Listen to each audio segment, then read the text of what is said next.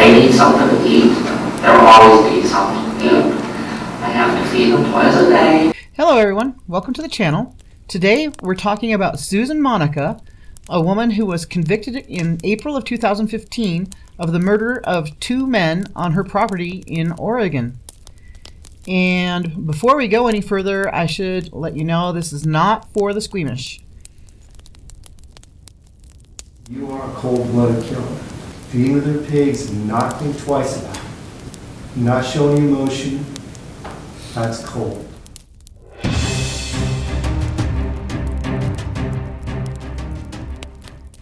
Alright then. Susan Monica was born on the 8th of July, 1948. Not much is known of her life before she moved to Oregon in 1991.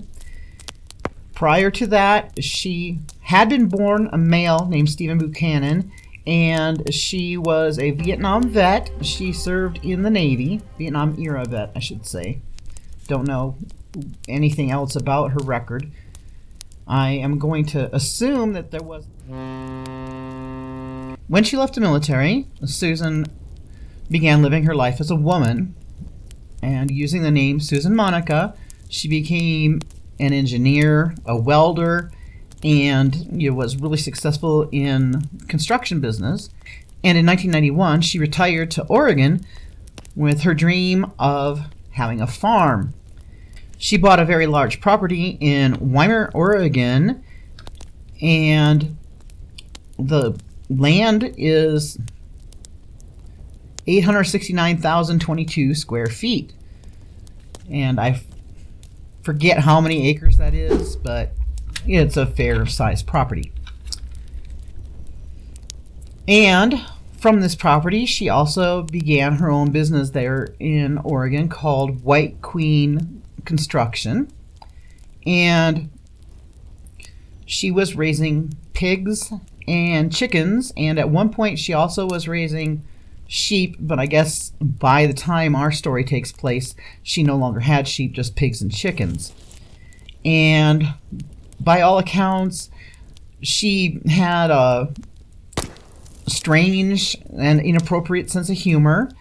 She was a large woman and powerful.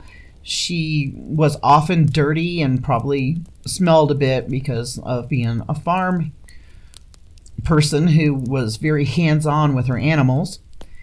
And she was really kind to those who knew her. She donated meat to those who needed it or were hungry, and she also sold meat, butchered it herself, and provided it to her customers.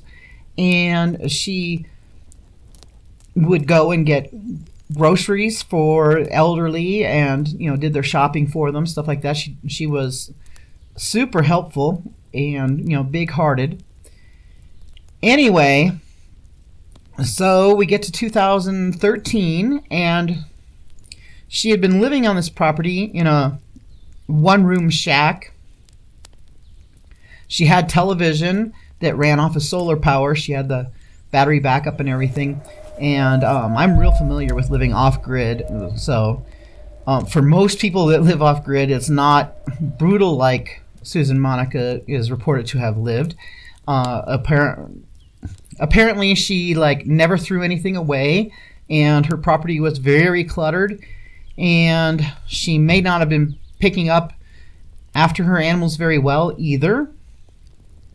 And so it's kind of a bit of a messy property to begin with, and I can see why she would want to improve her situation. So in 2013, she decided she wanted to build a house.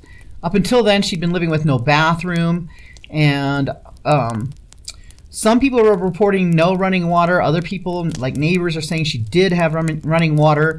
I'm assuming that if there was a stream nearby or something, she could have used a water ram to bring in water. And of course, she had the battery banks for her solar power, so she could watch television if she wanted to. And apparently she didn't have a kitchen, and I'm not sure what she did for cooking, maybe camp stoves or something. But anyway, she decided to build a house. She put an ad on Craigslist, and this man, 56-year-old Robert Haney, took her up on her offer of that he could take his RV and stay on her property, and she would also pay him in cash if he would help her build a house and do handyman work around her property. And Robert had been a single parent for some time. His kids had grown up. The last one had moved out. Apparently, he was also a bit of a drinking man.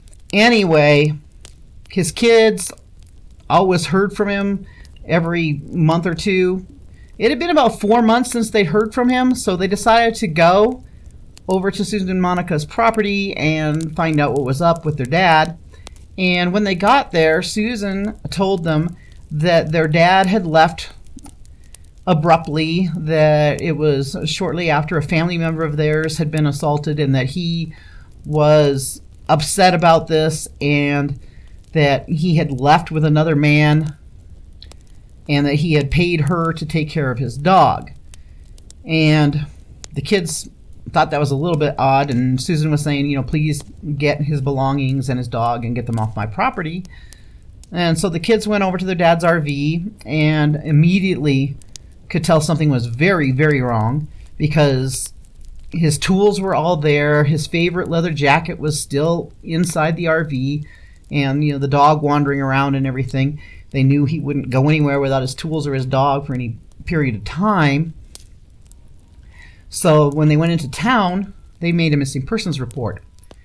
And law enforcement wasn't real sure what they were dealing with, but they looked into it, and they talked to Susan, and Susan gave them the same story that she had given the kids.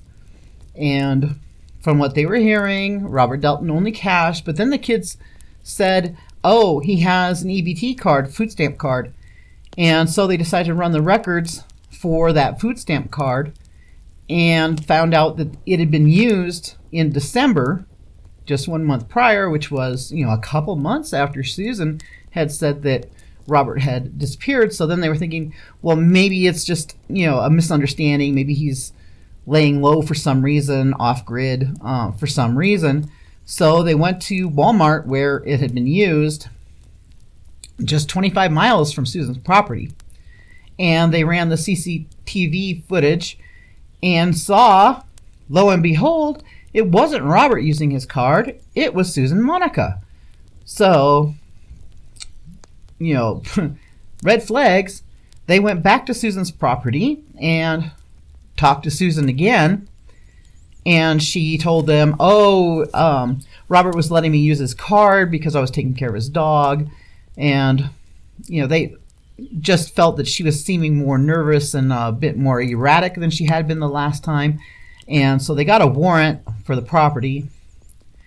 And they're looking around, and Susan's talking to some of them while others are walking around with their cameras looking at, this crazy property. There's like ramshackle buildings. There's, the pig pen is right next to her little living quarters.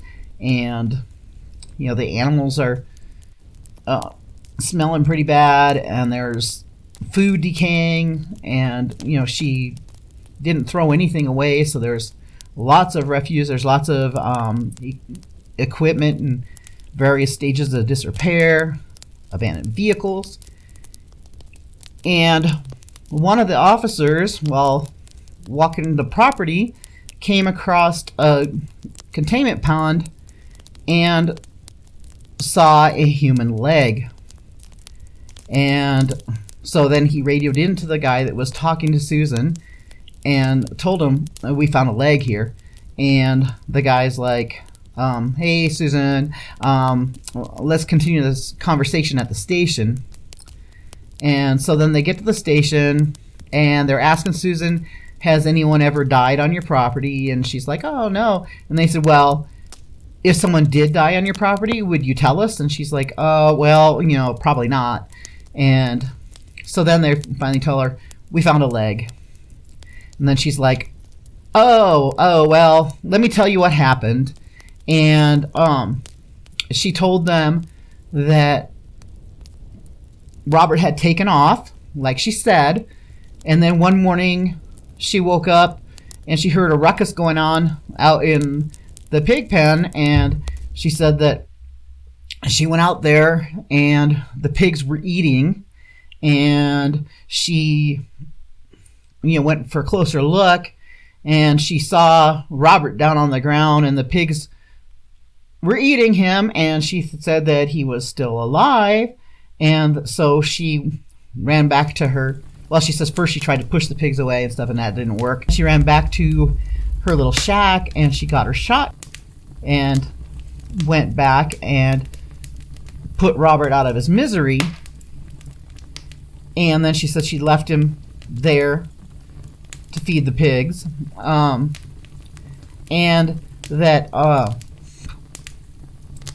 this is really, really sick.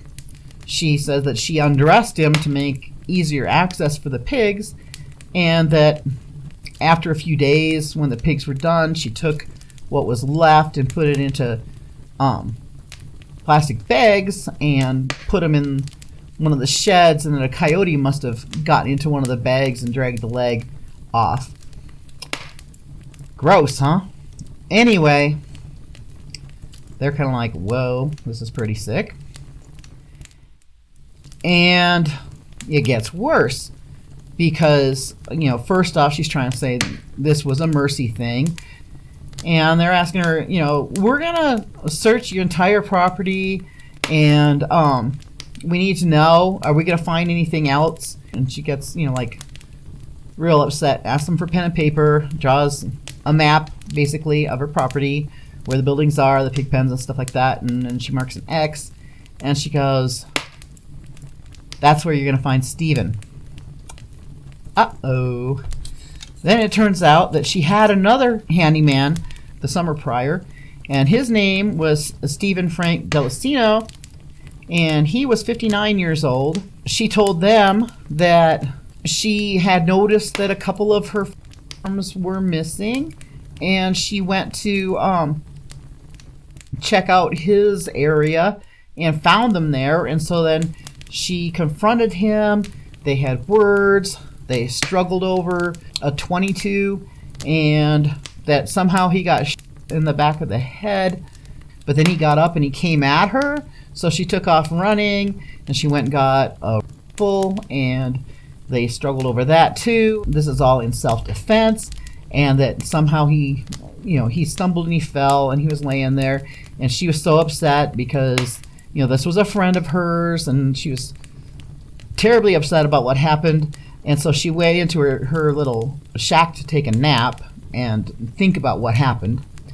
And she's in there thinking about what happened and stuff, and then she hears a commotion and realizes she's made a horrible mistake, that she's let the pigs out, and they've got a hold of him, and they hauled him into the pig pen, and so she just left him in there with the pigs for several days. And then by the time there was almost nothing left, just a skull and a spine and such, then she buried that where she told the officers.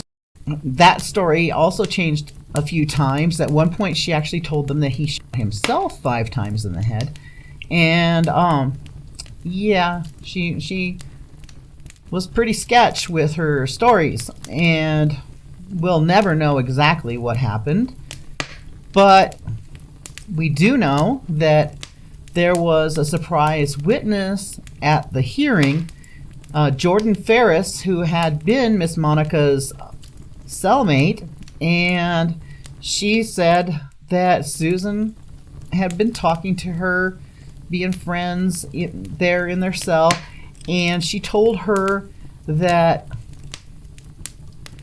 she had Robert on purpose, and she also gave her a birthday card and signed it "The Sweetest Murderer" in Jackson County. It didn't go over well in court. I need to see you right away. There was a lot of theatrics going on in court as well.